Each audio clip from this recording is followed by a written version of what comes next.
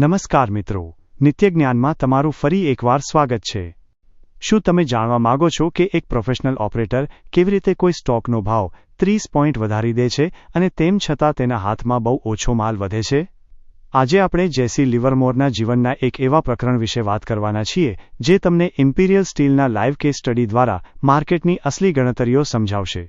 આજના પ્રકરણ 21માં આપણે જોઈશું ઇમ્પિરિયલ સ્ટીલ કેસ સ્ટડી, એક એવો શેર જે વર્ષોથી શાંત હતો તેને લિવરમોરે કેવી રીતે એક્ટિવ કર્યો, 70ના ભાવથી 100ના ભાવ સુધીની એ સફર અને તેની પાછળની માસ્ટર સ્ટ્રેટેજી શું હતી?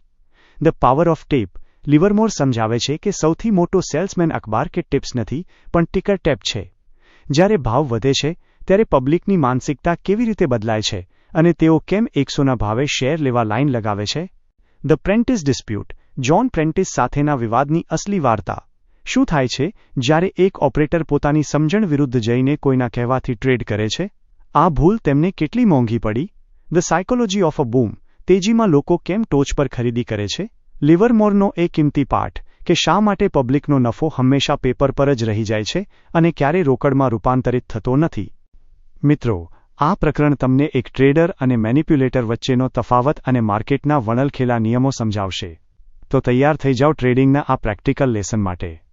ચાલો શરૂ કરીએ। પ્રકરણ 21, ઇમ્પિરિયલ સ્ટીલની તેજી અને ઓપરેટરની અસલી રમત। હું સારી રીતે જાણું છું કે આ બધી સામાન્ય વાતો સાંભળવામાં બહુ પ્રભાવશાળી લાગતી નથી। સામાન્ય રીતે આવું જ હોય છે, પણ જો હું તમને એક ચોક્કસ ઉદાહરણ આપું તો કદાચ હું તમને વધુ સારી રીતે સમજાવી શકીશ। હું તમને કહીશ કે કેવી રીતે મેં એક સ્ટોકના ભાવ 30 પોઈન્ટ વધાર્યા અને તેમ છતાં મારી પાસે માત્ર 7000 શેર જ જમા થયા અને મેં એવું માર્કેટ ઊભું કર્યું જે ગમે તેટલા શેર પચાવવા માટે તૈયાર હતું। તે શેર હતો ઇમ્પિરિયલ સ્ટીલ। આ સ્ટોક પ્રતિષ્ઠિત લોકો દ્વારા લાવવામાં આવ્યો હતો અને તેની વેલ્યુ વિશે સારી એવી ટિપ્સ પણ આપવામાં આવી હતી। લગભગ 30% શેર વોલ સ્ટ્રીટની અલગ અલગ બ્રોકર ઓફિસો દ્વારા સામાન્ય પબ્લિક પાસે પહોંચ્યા હતા, પણ લિસ્ટિંગ પછી શેરમાં કોઈ ખાસ હલચલ જોવા મળી નહોતી। સમય જતાં કોઈ તેના વિશે પૂછતું તો કંપનીના અંદરના લોકો એટલે કે ઓરિજિનલ સિન્ડિકેટના સભ્યો કહેતા કે કંપનીની કમાણી અપેક્ષા કરતાં સારી છે અને ભવિષ્ય ઘણું ઉજ્જવળ છે। આ વાત સાચી હતી અને સારી પણ હતી, પણ તે ટ્રેડરોમાં રોમાંચ જગાવવા માટે પૂરતી નહોતી। તેમાં સ્પેક્યુલેટિવ આકર્ષણ નહોતું અને ઇન્વેસ્ટરની નજરે જોઈએ તો સ્ટોકમાં ભાવની સ્થિરતા કે ડિવિડન્ડની ખાતરી હજી સાબિત થઈ નહોતી। આ એક એવો સ્ટોક હતો જે ક્યારેય ચોંકાવનારી મૂવમેન્ટ આપતો નહોતો। તે એટલો સજ્જન સ્ટોક હતો કે અંદરના લોકોના સાચા રિપોર્ટ્સ પછી પણ તેમાં કોઈ તેજી આવતી નહોતી। બીજી બાજુ તેના ભાવ ઘટતા પણ નહોતા। ઇમ્પિરિયલ સ્ટીલ એક એવો સ્ટોક બનીને રહી ગયો હતો જે નીચે નહોતો જતો કારણ કે કોઈ તેને વેચતું નહોતું અને કોઈ તેને એટલે નહોતું વેચતું કારણ કે કોઈને એવા સ્ટોકમાં શોર્ટ જવું ગમતું નહોતું જેનું ડિસ્ટ્રીબ્યુશન બરાબર ના થયું હોય। વેચનાર હંમેશા અંદરના મોટા ગ્રુપના દયા પર રહેતો હતો, તેવી જ રીતે આવો સ્ટોક ખરીદવા માટે પણ કોઈ કારણ નહોતું। ઇન્વેસ્ટર માટે ઇમ્પિરિયલ સ્ટીલ માત્ર એક સટ્ટો હતો અને સ્પેક્યુલેટર માટે તે એક મરેલો સ્ટોક હતો જે તમને તમારી ઈચ્છા વિરુદ્ધ ઇન્વેસ્ટર બનાવી દેતો હતો કારણ કે તમે તેને લોંગ કરો એટલે તે તરત જ શાંત થઈ જતો હતો। જે માણસ 1-2 વર્ષ સુધી કોઈ મરેલા શેરને પકડી રાખે છે તે હંમેશા તેની પડતર કિંમત કરતાં વધુ ગુમાવે છે કારણ કે જ્યારે બીજી સારી તકો આવે ત્યારે તેના પૈસા આમાં ફસાયેલા હોય છે। એક દિવસ ઇમ્પિરિયલ સ્ટીલ સિન્ડિકેટના મુખ્ય સભ્યો મને મળવા આવ્યા। તેઓ પોતાના અને સાથીદારો વતી વાત કરી રહ્યા હતા। તેઓ સ્ટોક માટે માર્કેટ ઊભું કરવા માંગતા હતા જેનો 70% હિસ્સો હજી તેમની પાસે હતો। તેઓ ઈચ્છતા હતા કે હું તેમનો આ હિસ્સો ઓપન માર્કેટ કરતાં સારા ભાવે વેચી આપું। તેઓ જાણવા માંગતા હતા કે હું કઈ શરતો પર આ કામ કરીશ। મેં તેમને કહ્યું કે હું થોડા દિવસોમાં જણાવીશ। પછી મેં કંપનીની તપાસ કરી। મેં એક્સપર્ટ્સ પાસે કંપનીના અલગ અલગ વિભાગો જેવા કે ઇન્ડસ્ટ્રીયલ, કોમર્શિયલ અને ફાઇનાન્શિયલ રિપોર્ટ્સ ચેક કરાવ્યા। તેમણે મને નિષ્પક્ષ રિપોર્ટ્સ આપ્યા। હું કોઈ સારી કે ખરાબ બાબતો નહોતો શોધતો પણ સાચી હકીકતો જાણવા માંગતો હતો। રિપોર્ટ્સ પરથી ખબર પડી કે તે એક કિંમતી પ્રોપર્ટી હતી।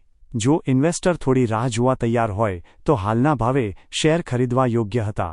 આ સંજોગોમાં ભાવ વધવો એ વાસ્તવમાં માર્કેટની સૌથી સામાન્ય અને કાયદેસરની મૂવમેન્ટ ગણાય જેને આપણે ફ્યુચર ડિસ્કાઉન્ટ કરવાની પ્રક્રિયા કહીએ છીએ। તેથી ઇમ્પિરિયલ સ્ટીલમાં તેજી લાવવાનું કામ હાથમાં લેવામાં મને કોઈ વાંધો નહોતો। મેં પેલા માણસને મારો નિર્ણય જણાવ્યો અને તે સોદાની વિગતવાર વાત કરવા મારી ઓફિસ આવ્યો. મેં મારી શરતો જણાવી. મેં મારા કામ માટે કોઈ રોકડ ફી માંગી નહીં, પણ ઇમ્પિરિયલ સ્ટીલના 1 લાખ શેર પર કોલ્સ માંગ્યા. કોલ્સના ભાવ 70,100 સુધીના હતા. અમુક લોકોને આ ફી બહુ મોટી લાગશે, પણ તેમણે એ વિચારવું જોઈએ કે અંદરના લોકોને ખાતરી હતી કે તેઓ પોતે 70ના ભાવે 1 લાખ કે 50,000 શેર પણ વેચી શકે તેમ નથી. તે સ્ટોક માટે કોઈ માર્કેટ જ નહોતું. સારી કમાણી અને ઉજ્જવળ ભવિષ્યની બધી વાતો છતાં મોટા પાયે કોઈ ખરીદદાર આવતા નહોતા.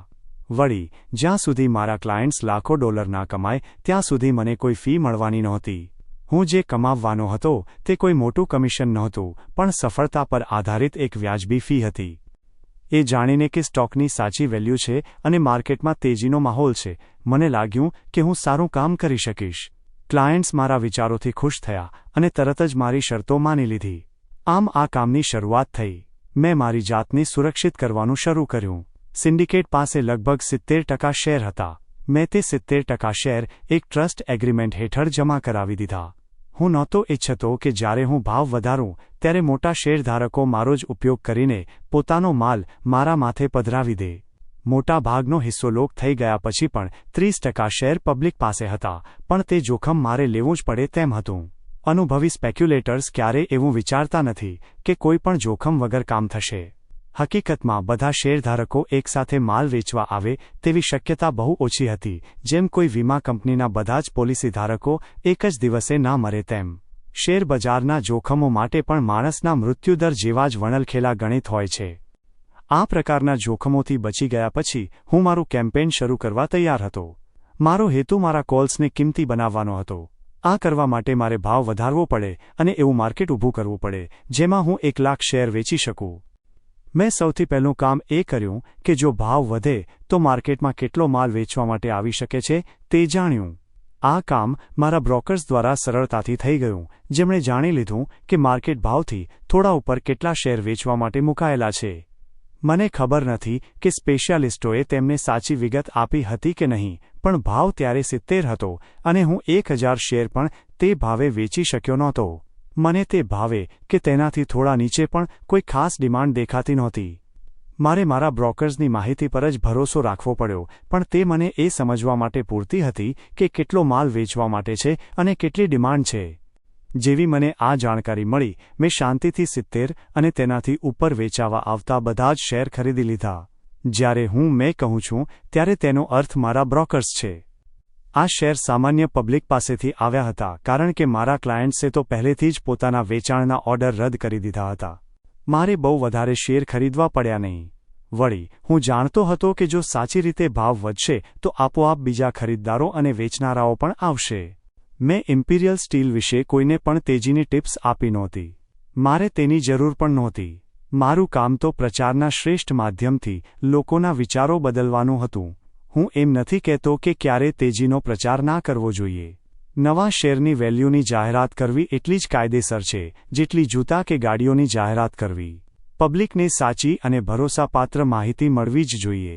પણ મારો કહેવાનો અર્થ એ હતો કે ટેપ પોતે જ મારું બધું કામ કરી રહી હતી. પ્રતિષ્ઠિત અખબારો હંમેશા માર્કેટની મૂવમેન્ટ પાછળના કારણો છાપવાનો પ્રયત્ન કરે છે કારણ કે તે સમાચાર છે. તેમના વાચકો માત્ર એ નથી જાણવા માંગતા કે શું થયું, પણ એ પણ જાણવા માંગે છે કે કેમ થયું. તેથી મેનિપ્યુલેટર આંગળી પણ ના હલાવે તો પણ ફાઇનાન્શિયલ રાઇટર્સ બધી માહિતી અને ગપસપ છાપશે અને કમાણીના રિપોર્ટ્સનું વિશ્લેષણ કરશે. ટૂંકમાં, જે પણ બાબત તેજી પર પ્રકાશ પાડી શકે તે બધું જ પબ્લિક સામે આવશે. જ્યારે પણ કોઈ પત્રકાર કે ઓળખીતા મને કોઈ સ્ટોક વિશે પૂછે અને જો મારો કોઈ અભિપ્રાય હોય તો હું તે વ્યક્ત કરું છું. હું સામેથી કોઈ સલાહ કે ટિપ્સ નથી આપતો, પણ મારું કામ છુપાવવાથી મને કોઈ ફાયદો પણ નથી. તે જ સમયે મને સમજાય છે કે સૌથી મોટો ટિપ આપનાર અને સૌથી મોટો સેલ્સમેન તો આ ટિકર ટેપ જ છે. જ્યારે મેં 70 અને તેનાથી થોડા ઉપરના ભાવે વેચાવા આવતા બધા જ શેર ખરીદી લીધા ત્યારે માર્કેટ પરથી એ દબાણ હટી ગયું. સ્વાભાવિક રીતે તેનાથી ઇમ્પિરિયલ સ્ટીલમાં ટ્રેડિંગ માટે લાઇન ઓફ લીસ્ટ રેઝિસ્ટન્સ એકદમ સ્પષ્ટ થઈ ગઈ, જે ઉપરની તરફ હતી. જેવી ફ્લોર પરના ચતુર ટ્રેડરોને આ વાતની ખબર પડી, તેમણે માની લીધું કે આ સ્ટોક હવે મોટી તેજી માટે તૈયાર છે. તેમને એ ખબર નહોતી કે તેજી કેટલી મોટી હશે, પણ તેઓ એટલું જાણતા હતા કે હવે ખરીદવાનો સમય છે. તેમની આ ડિમાન્ડ માત્ર શેરના વધતા ટ્રેન્ડને જોઈને ઊભી થઈ હતી, જે ટેપ તરફથી મળેલી એક પાકી ટિપ્સ હતી. મેં તરત જ આ ડિમાન્ડ પૂરી કરી. મેં ટ્રેડરોને એ જ શેર વેચ્યા જે મેં શરૂઆતમાં થાકેલા શેરધારકો પાસેથી ખરીદ્યા હતા. અલબત્ત, આ વેચાણ બહુ સમજી વિચારીને કરવામાં આવ્યું હતું. મેં માત્ર એટલો જ માલ આપ્યો જેટલી ડિમાન્ડ હતી. હું માર્કેટ પર દબાણ નહોતો કરી રહ્યો અને મારે બહુ ઝડપી તેજી પણ જોઈતી નહોતી. કામના આ તબક્કે મારા 1 લાખ શેરમાંથી અડધો અડધ વેચી દેવા એ સમજદારી નહોતી. મારું કામ તો એવું માર્કેટ બનાવવાનું હતું જ્યાં હું મારો આખો જથ્થો વેચી શકું. મેં માત્ર એટલો જ માલ વેચ્યો જેટલો ટ્રેડરો ખરીદવા માંગતા હતા, છતાં માર્કેટમાંથી મારી પોતાની ખરીદવાની શક્તિ ઓછી થઈ ગઈ, જે અત્યાર સુધી સતત ચાલુ હતી. સમય જતાં ટ્રેડરોની ખરીદી અટકી અને ભાવ વધતો બંધ થયો. જેવું આવું થયું કે તરત જ પેલા નિરાશ થયેલા બુલ્સ અથવા એવા ટ્રેડરો જેમણે તેજી જોઈને ખરીદી કરી હતી, તેમણે વેચવાનું શરૂ કર્યું. પણ હું આ વેચાણ માટે તૈયાર હતો.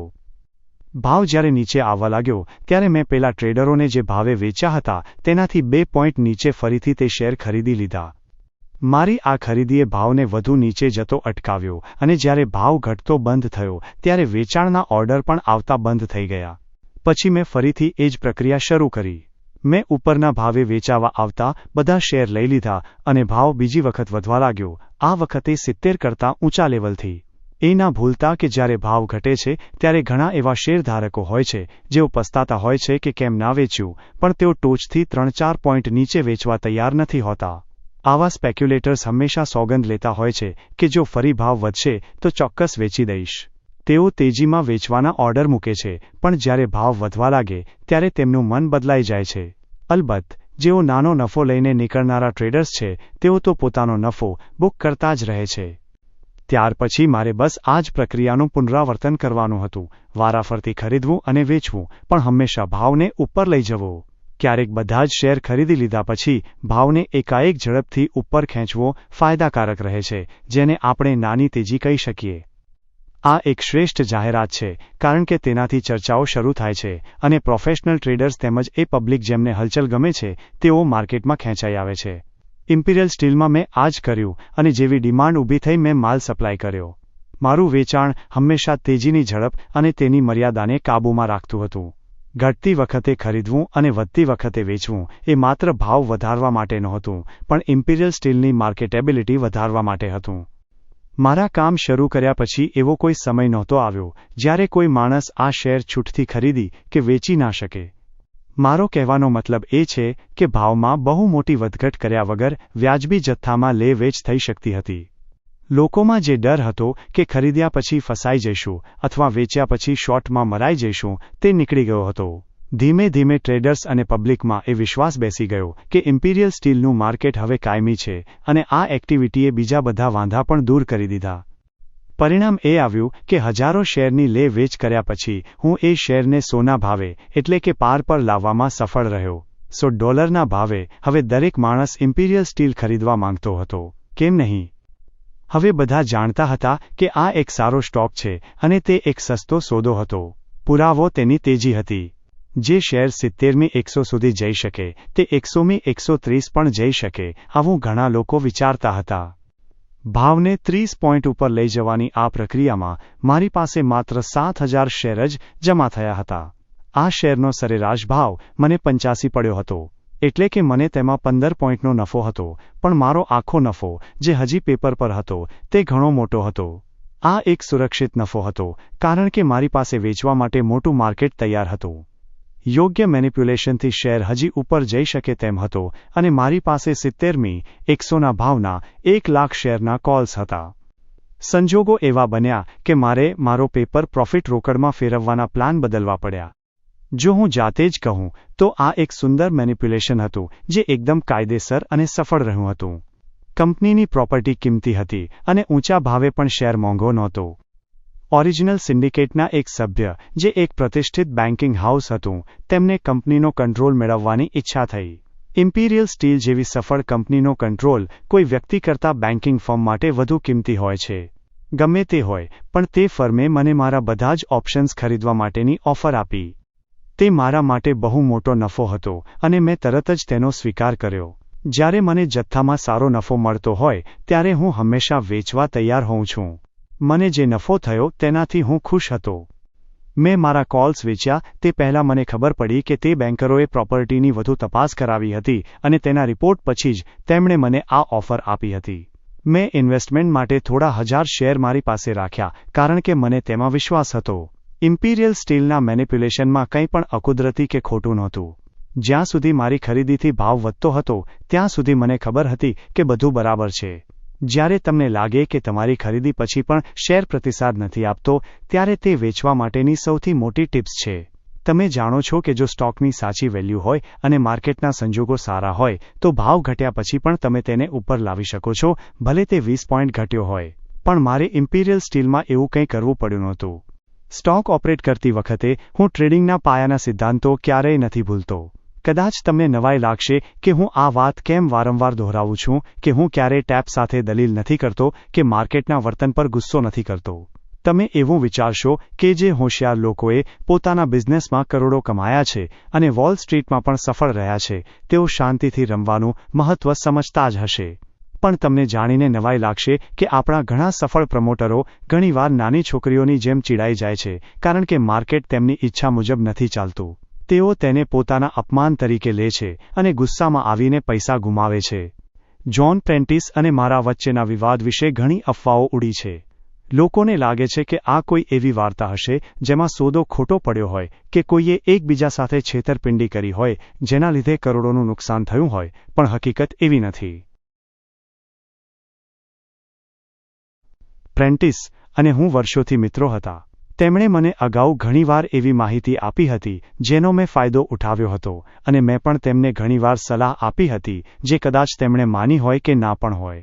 જો માની હોય તો ચોક્કસ તેમના પૈસા બચ્યા જ હશે. પેટ્રોલિયમ પ્રોડક્ટ્સ કંપનીના સેટઅપ અને પ્રમોશનમાં તેમનો મોટો હાથ હતો. માર્કેટમાં શરૂઆત સારી રહ્યા પછી પરિસ્થિતિ બગડી અને નવો સ્ટોક પ્રેન્ટિસ અને તેમના સાથીઓની અપેક્ષા મુજબ ચાલ્યો નહીં. જ્યારે માર્કેટની મૂળભૂત સ્થિતિ થોડી સુધરી ત્યારે પ્રેન્ટિસે એક પૂલ બનાવ્યો અને પેટ પ્રોડક્ટ્સમાં ઓપરેશન શરૂ કર્યું. હું તમને તેમની ટેકનિક વિશે કંઈ કહી શકું તેમ નથી. તેમણે મને ક્યારેય કહ્યું નહીં અને મેં પૂછ્યું પણ નહીં. પણ એ સ્પષ્ટ હતું કે તેમના વોલ સ્ટ્રીટના અનુભવ અને હોશિયારી છતાં તેઓ જે કંઈ કરી રહ્યા હતા તેની કોઈ ખાસ અસર પડતી નહોતી અને પૂલને ટૂંક સમયમાં સમજાઈ ગયું કે તેઓ બહુ માલ વેચી શકે તેમ નથી. તેમણે પોતાની બધી જ યુક્તિઓ અજમાવી હશે કારણ કે કોઈ પણ પૂલ મેનેજર ત્યાં સુધી બહારના માણસની મદદ નથી માંગતો જ્યાં સુધી તેને એવું ના લાગે કે આ કામ તેનાથી નહીં થાય, અને કોઈ પણ માણસ પોતાની હાર જલ્દી સ્વીકારતો નથી. ગમે તે હોય પણ તેઓ મારી પાસે આવ્યા અને થોડી મિત્રતાભરી વાતો પછી તેમણે કહ્યું કે હું પેટ પ્રોડક્ટ્સના માર્કેટની જવાબદારી સંભાળું અને પૂલ પાસે રહેલા લગભગ 1 લાખ કરતાં થોડા વધુ શેર વેચી આપું. ત્યારે સ્ટોક 102 103 ની આસપાસ વેચાતો હતો. મને આ કામ થોડું શંકાસ્પદ લાગ્યું અને મેં વિવેકપૂર્વક ના પાડી દીધી. પણ તેમણે આગ્રહ રાખ્યો કે હું આ કામ સ્વીકારું. તેમણે મિત્રતાની દુહાઈ આપી એટલે છેવટે મારે હા પાડવી પડી. મને મૂળભૂત રીતે એવા કામમાં જોડાવું નથી ગમતું જેમાં મને સફળતાની ખાતરી ના હોય, પણ મને એવું પણ લાગે છે કે મિત્રો માટે કંઈક કરવું જોઈએ. મેં કહ્યું કે હું મારાથી બનતા પ્રયત્નો કરીશ, પણ મેં તેમને સ્પષ્ટ કીધું કે મને આમાં બહુ આશા નથી અને મેં એવા કારણો પણ ગણાવ્યા જે મારી આડે આવવાના હતા. પણ પ્રેન્ટિસે માત્ર એટલું જ કહ્યું કે તેઓ મને કરોડોના નફાની ગેરંટી આપવા નથી કહી રહ્યા. તેમને ખાતરી હતી કે જો હું આ કામ સંભાળીશ તો કોઈ પણ સમજદાર માણસ સંતોષાય તેવું કામ હું કરી આપીશ. લો, હવે હું મારી પોતાની સમજણ વિરુદ્ધ આ કામમાં જોડાઈ ગયો. મને જેવો ડર હતો તેવી જ હાલત જોવા મળી અને તેનું મુખ્ય કારણ પ્રેન્ટિસે અગાઉ કરેલી ભૂલો હતી. પણ મારી સામે સૌથી મોટો પડકાર સમયનો હતો.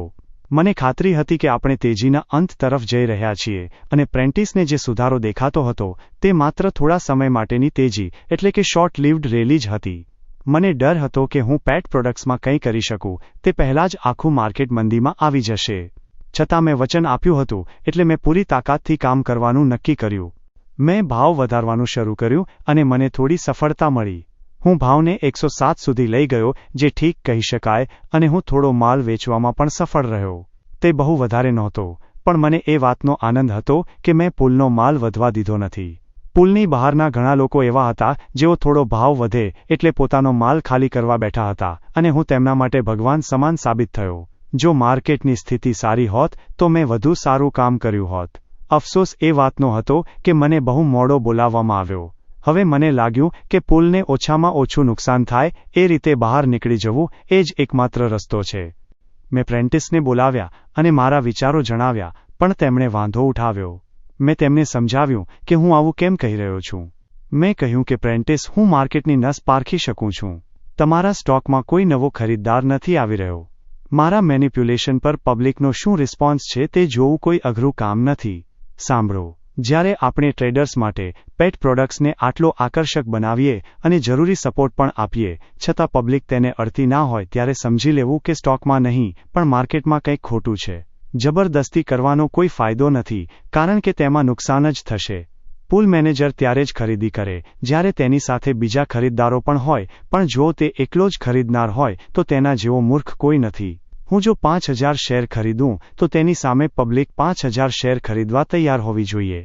હું એકલો બધી ખરીદી નહીં કરું, કારણ કે જો હું એવું કરીશ તો મારી પાસે એવો માલ ભેગો થઈ જશે જે મારે જોઈતો નથી. હવે માત્ર એક જ રસ્તો છે, અને તે છે વેચાણ, અને વેચવાની એક જ રીત છે કે જે ભાવ મળે તે ભાવે વેચી દો. પ્રેન્ટિસે પૂછ્યું કે શું તમે જે મળે તે ભાવે વેચવાનું કહો છો? મેં કહ્યું હા, અને મને ખબર હતી કે તેઓ વાંધો ઉઠાવશે. મેં ઉમેર્યું કે જો મારે પુલનો માલ વેચવો હોય તો તમે મન મનાવી લેજો કે ભાવ 100ની નીચે પણ જશે. તેઓ ચિલ્લાયા કે ના, ક્યારેય નહીં. જાણે મેં તેમને કોઈ આત્મઘાતી ગ્રુપમાં જોડાવા કહ્યું હોય તેવું તેમનું વર્તન હતું. મેં તેમને સમજાવ્યું કે પ્રેન્ટિસ સ્ટોક મેનિપ્યુલેશનનો મુખ્ય સિદ્ધાંત છે કે વેચવા માટે જ ભાવ વધારવો જોઈએ, પણ તમે બધો માલ તેજીમાં એટલે કે ઊંચા ભાવે નથી વેચી શકતા. અસલી વેચાણ તો ટોચ પરથી ભાવ નીચે આવતી વખતે જ થાય છે. હું તમારા સ્ટોકને 125 કે 130 સુધી નથી લઈ જઈ શકતો. મને ગમત પણ એ શક્ય નથી. તેથી તમારે અત્યારના લેવલથી જ વેચવાનું શરૂ કરવું પડશે. મારા મતે બધા સ્ટોક નીચે જવાના છે, અને પેટ્રોલિયમ પ્રોડક્ટ્સ તેમાં કોઈ અપવાદ નહીં હોય. અત્યારે પુલના વેચાણને લીધે ભાવ ઘટે તે સારું છે, કારણ કે આવતા મહિને કોઈ બીજાના વેચાણથી ભાવ ઘટશે તો વધુ નુકસાન થશે. ભાવ તો ઘટવાનો જ છે. મને નહોતું લાગ્યું કે મેં કંઈ બહુ ભયાનક વાત કરી હોય, પણ તેમના રડવાનો અવાજ છેક ચીન સુધી સંભળાય એવો હતો. તેઓ આ વાત સાંભળવા જ તૈયાર નહોતા. આવું કરવાથી સ્ટોકનો રેકોર્ડ બગડશે, અને બેંકો જ્યાં આ સ્ટોક ગીરો મુકાયો છે ત્યાં તકલીફ પડશે, એવી બધી દલીલો તેમણે કરી. મેં ફરીથી કહ્યું કે દુનિયાની કોઈ તાકાત પેટ પ્રોડક્ટ્સને 15 થી 20 પોઈન્ટ ઘટતા રોકી શકશે નહીં, કારણ કે આખું માર્કેટ એ તરફ જઈ રહ્યું છે. પણ મારી વાતોની કોઈ અસર ના થઈ, અને તેમણે આગ્રહ રાખ્યો કે હું સ્ટોકને સપોર્ટ આપું. જુઓ, આ એક એવો હોશિયાર બિઝનેસમેન હતો જેણે વોલ સ્ટ્રીટમાં કરોડો કમાયા હતા અને માર્કેટની રમતને સામાન્ય માણસ કરતાં વધુ જાણતા હતા, છતાં તેઓ મંદીના માર્કેટમાં સ્ટોકને સપોર્ટ આપવાની જીદ કરી રહ્યા હતા. તે તેમનો સ્ટોક હતો એટલે જીદ કરી રહ્યા હતા, પણ ટ્રેડિંગની દ્રષ્ટિએ આ બહુ ખરાબ નિર્ણય હતો. મારે ફરી તેમની સાથે દલીલ કરવી પડી, પણ કંઈ વળ્યું નહીં. તેમણે સપોર્ટ ઓર્ડર મૂકવાનો આગ્રહ રાખ્યો. સ્વાભાવિક છે કે જ્યારે આખું માર્કેટ નબળું પડ્યું અને મંદી શરૂ થઈ ત્યારે પેટ પ્રોડક્ટ્સ પણ બધાની સાથે નીચે ગયો. વેચવાને બદલે મારે પ્રેન્ટિસના કહેવાથી પુલ માટે શેર ખરીદવા પડ્યા. આનું એક જ કારણ હોઈ શકે કે પ્રેન્ટિસને વિશ્વાસ નહોતો કે મંદી આટલી જલ્દી આવી જશે. મને પૂરી ખાતરી હતી કે તેજી પૂરી થઈ ગઈ છે. મેં પેટ પ્રોડક્ટ્સ અને બીજા શેરની હલચલ જોઈને આ વાત સાબિત કરી લીધી હતી. મેં મંદી સત્તાવાર રીતે આવે તેની રાહ ના જોઈ અને વેચવાનું શરૂ કરી દીધું. અલબત્ત મેં પેટ પ્રોડક્ટ્સના શેર ના વેચ્યા, પણ બીજા શેરમાં મેં શોર્ટ પોઝિશન બનાવી હતી. પેટ પ્રોડક્ટ્સ પુલ જેવી મને અપેક્ષા હતી તેમ પોતાના અસલી માલ અને ભાવને ટકાવી રાખવા માટે લીધેલા વધારાના માલ સાથે ફસાઈ ગયો. છેવટે તેમણે માલ તો વેચ્યો જ, પણ બહુ નીચા ભાવે.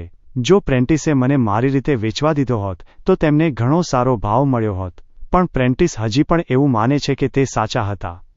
મેં સાંભળ્યું છે કે તેઓ એવું કહે છે કે મેં તેમને આવી સલાહ એટલે આપી હતી કારણ કે હું બીજા શેરમાં શોર્ટ હતો અને માર્કેટ ઉપર જતું હતું.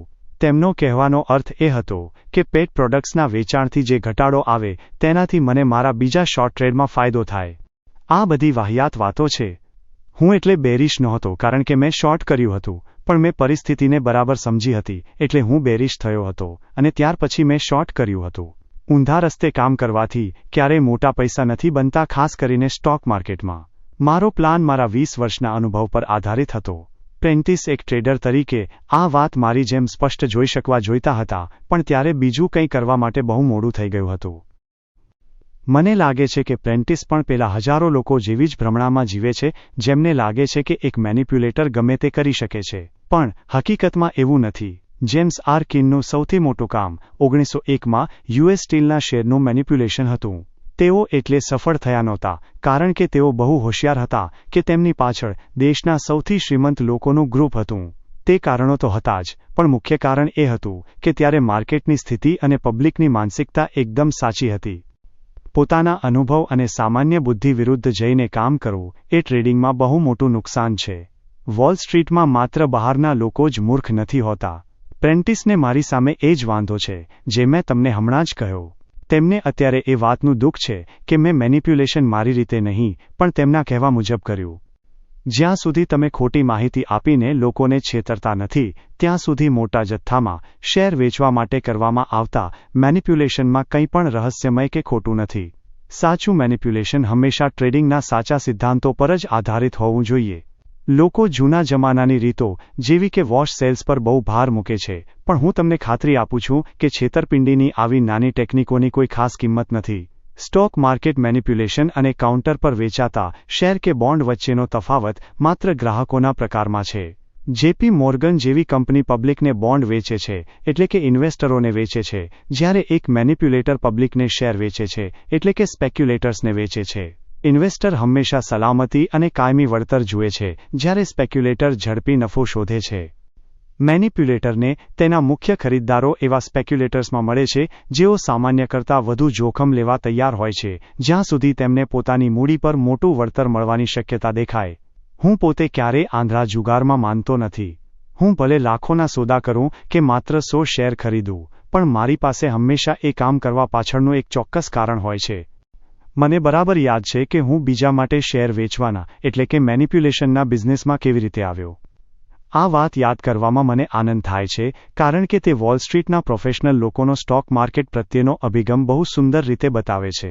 આ ત્યારે થયું જ્યારે મેં 1915માં બેથલેહેમ સ્ટીલના ટ્રેડ પછી ફરીથી માર્કેટમાં કમબેક કર્યું અને મારી આર્થિક સ્થિતિ સુધારવાની શરૂઆત થઈ.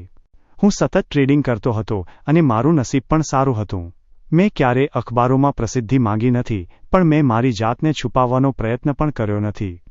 વોલ સ્ટ્રીટના પ્રોફેશનલ લોકો કોઈપણ એક્ટિવ ઓપરેટરની સફળતા કે નિષ્ફળતાને હંમેશા વધારીને જ કહેતા હોય છે. અખબારો પણ તેના વિશે સાંભળે છે અને અફવાઓ છાપે છે. લોકોની વાતો મુજબ હું ઘણીવાર બરબાદ થયો છું અને ઘણીવાર કરોડો કમાયો છું. આવી અફવાઓ પર મારો એક જ રિસ્પોન્સ હોય છે કે આ વાતો ક્યાંથી જન્મે છે અને કેવી રીતે આટલી મોટી થઈ જાય છે. મારા બ્રોકર મિત્રો એકની એક વાત દર વખતે થોડા ફેરફાર સાથે અને વધુ મસાલો ઉમેરીને મને કહેતા હોય છે. આ બધી પ્રસ્તાવના હું તમને એ કહેવા માટે આપી રહ્યો છું કે મેં પહેલીવાર બીજા માટે મેનિપ્યુલેશન કેમ શરૂ કર્યું. અખબારોમાં એવી વાતો છપાઈ કે મેં મારા કરોડોનું દેવું પૂરું ચૂકવી દીધું છે અને તે વાત કામ કરી ગઈ. મારા વિજયની વાતો અખબારોએ એટલી વધારીને કહી કે આખા વોલ સ્ટ્રીટમાં મારી ચર્ચાઓ થવા લાગી. એ દિવસો ગયા જ્યારે કોઈ ઓપરેટર 2 લાખ શેરના સોદા કરીને આખા માર્કેટ પર રાજ કરી શકતો હતો, પણ પબ્લિક હંમેશા જૂના લીડરોનો વિકલ્પ શોધતી હોય છે. મિસ્ટર કીનની છાપ એક કુશળ ઓપરેટર તરીકેની હતી જેણે કરોડો કમાયા હતા, તેથી પ્રમોટરો અને બેન્કો મોટા જથ્થામાં શેર વેચવા માટે તેમની પાસે જતા હતા. ટૂંકમાં તેમની પહેલાંની સફળતાની વાતોને લીધે મેનિપ્યુલેટર તરીકે તેમની બહુ ડિમાન્ડ હતી. પણ કીન હવે રહ્યા નહોતા. બીજા 2-3 માણસો જેઓએ થોડા મહિના માટે સ્ટોક માર્કેટમાં ઇતિહાસ બનાવ્યો હતો તેઓ પણ હવે ગુમનામીમાં ખોવાઈ ગયા હતા. હું ખાસ કરીને પેલા વેસ્ટર્ન ટ્રેડર્સની વાત કરું છું જેઓ 1901માં વોલ સ્ટ્રીટમાં આવ્યા હતા અને સ્ટીલના શેરમાં કરોડો કમાયા પછી અહીં જ રોકાઈ ગયા હતા. તેઓ વાસ્તવમાં કીન જેવા ઓપરેટર કરતા સુપર પ્રમોટરો વધુ હતા. તેઓ બહુ સમર્થ અને શ્રીમંત હતા અને પોતાની કંપનીઓના શેરમાં બહુ સફળ રહ્યા હતા. તેઓ કીન કે ગવર્નર ફ્લાવર જેવા મહાન મેનિપ્યુલેટર્સ નહોતા, છતાં લોકોમાં તેમની બહુ ચર્ચાઓ થતી અને પ્રોફેશનલ ટ્રેડર્સમાં તેમનું મોટું નામ હતું. જ્યારે તેમણે એક્ટિવ ટ્રેડિંગ બંધ કર્યું ત્યારે માર્કેટમાં કોઈ મોટા મેનિપ્યુલેટર્સ રહ્યા નહોતા અથવા તો અખબારોમાં તેમના વિશે કંઈ આવતું નહોતું. તમને 1915ની એ મોટી તેજી યાદ હશે જ્યારે સ્ટોક એક્સચેન્જ ફરી શરૂ થયું હતું. જેમ માર્કેટ વધતું ગયું અને મિત્ર દેશોની ખરીદી કરોડોમાં પહોંચી ત્યારે એક મોટો તેજીનો ઉછાળો આવ્યો. મેનિપ્યુલેશનની દ્રષ્ટિએ જોઈએ તો ત્યારે કોઈને આંગળી હલાવવાની પણ જરૂર નહોતી, કારણ કે વોર સ્ટોક્સ માટે મોટું માર્કેટ તૈયાર જ હતું. ઘણા લોકોએ માત્ર કોન્ટ્રાક્ટ કે તેના વચનો પર જ કરોડો કમાઈ લીધા. તેઓ સફળ પ્રમોટરો બની ગયા. પબ્લિક કંઈ પણ ખરીદવા તૈયાર હતી, બસ તેની વ્યવસ્થિત જાહેરાત થવી જોઈએ. જ્યારે આ તેજીનો કરિશ્મા ઓછો થવા લાગ્યો, ત્યારે આ પ્રમોટરોને શેર વેચવા માટે એક્સપર્ટ્સની જરૂર પડી. જ્યારે પબ્લિક પાસે બધી જ જાતના શેર ભેગા થઈ જાય, જે કદાચ ઊંચા ભાવે ખરીદાયા હોય, ત્યારે નવા શેર વેચવા બહુ અઘરું કામ છે. તેજી પછી પબ્લિકને પાકી ખાતરી થઈ જાય છે કે હવે કંઈ ઉપર જવાનું નથી. એવું નથી કે ખરીદારો બહુ હોશિયાર થઈ ગયા હોય, પણ આંધળી ખરીદીનો સમય પૂરો થઈ ગયો હોય છે. લોકોની માનસિકતા બદલાઈ ગઈ હોય છે. લોકોને નિરાશ કરવા માટે ભાવ ઘટવા જ જોઈએ એવું જરૂરી નથી, પણ જો માર્કેટ થોડો સમય શાંત થઈ જાય તો પણ લોકો નિરાશ થઈ જાય છે. દરેક તેજીમાં કંપનીઓ મુખ્યત્વે પબ્લિકની દરેક પ્રકારના શેર ખરીદવાની ભૂખનો ફાયદો ઉઠાવવા માટે જ બનતી હોય છે. ઘણા પ્રમોટરો તેજીના અંતમાં મોડેથી મેદાનમાં આવે છે, કારણ કે તેઓ માણસ છે અને તેઓ તેજીનો અંત જોવા તૈયાર હોતા નથી. વળી જો નફો મોટો હોય તો જોખમ લેવું એ સારો બિઝનેસ ગણાય છે. જ્યારે આંખો પર આશાના ચશ્મા હોય, ત્યારે તેજીની ટોચ ક્યારેય દેખાતી નથી. એક સામાન્ય માણસ જે શેરને $12 કે $14 કોઈ લેવા તૈયાર નહોતું, તેને અચાનક 30 પર પહોંચતો જુએ છે અને તેને લાગે છે કે આ જ ટોચ છે, પણ પછી તે 50 પર પહોંચે છે. ત્યારે તેને લાગે છે કે હવે તો ચોક્કસ તેજી પૂરી થઈ જશે, પણ પછી તે 60 અને 70 અને 75 પર પહોંચે છે. ત્યારે તેને પાકી ખાતરી થઈ જાય છે કે જે શેર થોડા અઠવાડિયા પહેલા 15નો હતો, તે હવે ઉપર નહીં જઈ શકે, પણ છતાં તે 80 અને 85 પર પહોંચે છે. ત્યારે તે સામાન્ય માણસ જે ક્યારેય વેલ્યુ વિશે નથી વિચારતો, પણ માત્ર ભાવ જુએ છે, અને જેના નિર્ણયો સંજોગો પર નહીં પણ ડર પર આધારિત હોય છે, તે સૌથી સહેલો રસ્તો અપનાવે છે અને એવું વિચારવાનું બંધ કરી દે છે કે તેજીની કોઈ મર્યાદા હોય છે. એટલા માટે જ જે લોકો ટોચ પર નથી ખરીદતા, તેઓ નફો બુક ના કરીને તે નુકસાનની ભરપાઈ કરી દે છે. તેજીમાં મોટો નફો હંમેશા પબ્લિક દ્વારા પહેલા પેપર પર જ બનાવાય છે અને અંતે તે પેપર પર જ રહી જાય છે. મિત્રો, આ હતું પ્રકરણ 21. ઇમ્પિરિયલ સ્ટીલ અને પ્રેન્ટિસના આ કિસ્સાઓ આપણને એ શીખવે છે કે માર્કેટમાં ગમે તેટલા મોટા ઓપરેટર હોવ, પણ જો તમે માર્કેટના મૂળભૂત સિદ્ધાંતો અને તમારા અનુભવ વિરુદ્ધ જશો તો નુકસાન નક્કી છે. આ પ્રકરણમાંથી આપણને 3 સૌથી કિંમતી પાઠ મળે છે. 1. The power of the tape. Livermore કહે છે કે સૌથી મોટો એડવર્ટાઇઝિંગ એજન્ટ ટિકર ટેપ છે. જ્યારે સ્ટોક એક્ટિવ થાય છે, ત્યારે પબ્લિક આપોઆપ ખેંચાઈ આવે છે. તમારે કોઈને કહેવાની જરૂર નથી પડતી, ભાવ પોતે જ બધું બોલે છે. 2. Stick to your principles.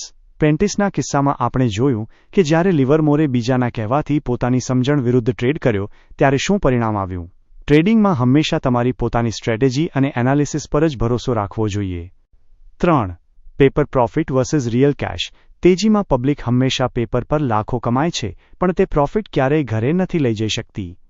સાચો ટ્રેડર એ જ છે જે જાણે છે કે ક્યારે ભાવ વધતો અટકશે અને ક્યારે નફો બુક કરીને બહાર નીકળી જવું. મિત્રો, આ પ્રકરણમાં આપણે જોયું કે કેવી રીતે એક ડેડ સ્ટોકને પણ લિવરમોરે પોતાની આવડતથી હીરો બનાવી દીધો. જો તમે પણ આ જ રીતે માર્કેટની સાયકોલોજી અને પ્રોફેશનલ ટ્રેડિંગની બારીકીઓ શીખવા માંગતા હોવ, તો ધન એપ અને કોટક નિયોમાં અકાઉન્ટ ઓપન કરવાની લિંક્સ નીચે ડિસ્ક્રિપ્શનમાં છે. તમને ઇમ્પિરિયલ સ્ટીલવાળી આ 30 પોઈન્ટની તેજીની રમત કેવી લાગી? કોમેન્ટમાં જરૂર જણાવજો. વિડીયોને લાઇક કરજો અને નિત્યજ્ઞાનને સબસ્ક્રાઇબ કરવાનું ભૂલતા નહીં. મળીએ છીએ આવતા પ્રકરણ 22માં, જ્યાં લિવરમોર માર્કેટના વધુ કેટલાક રોમાંચક અનુભવો શેર કરશે. ત્યાં સુધી જોતા રહો અને શીખતા રહો. આભાર.